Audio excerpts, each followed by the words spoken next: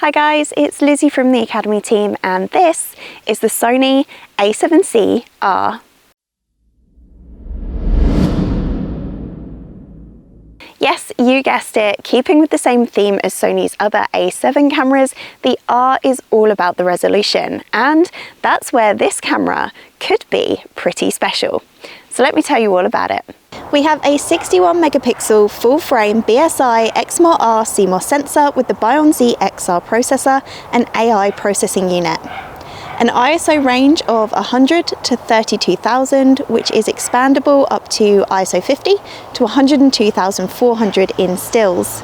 5-axis in-body stabilization with up to 7 steps for better performance in low light.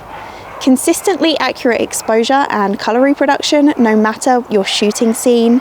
Selectable image quality, so you can select your image size even when shooting RAW, and we've also got pixel shift multi-shooting. Because of that AI processing unit, we've got incredibly advanced autofocus.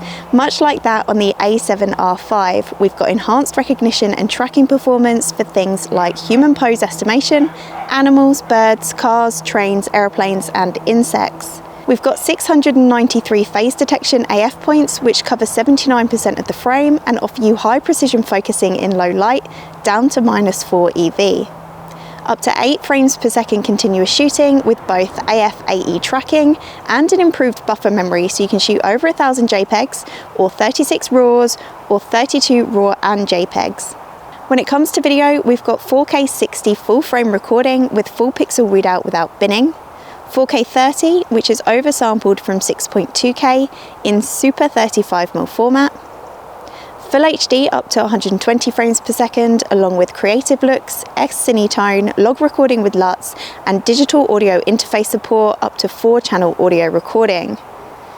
10-bit depth and 422 color sampling in camera, but you can record 16-bit RAW via an external recorder with the HDMI cable.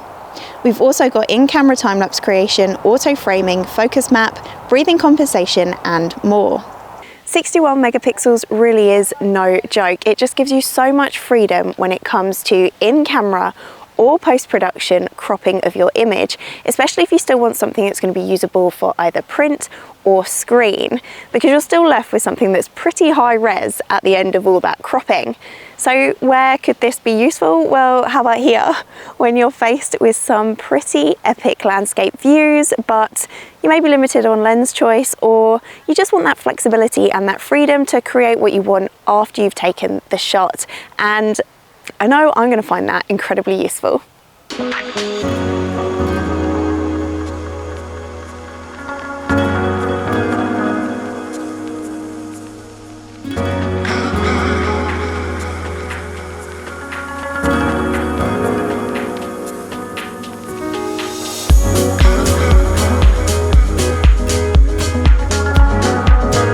I think that there is another word to describe the Sony A7C-R apart from just phenomenal. It is an incredible camera, and if you're after something which is small, compact, keeps the size of your kit bag down, especially when you start adding some of the newer Sony lenses, then this is definitely the camera for you. If you want that high resolution, if you want to be able to record 4K 60 video, and if you just want all of that flexibility that all the other features provide.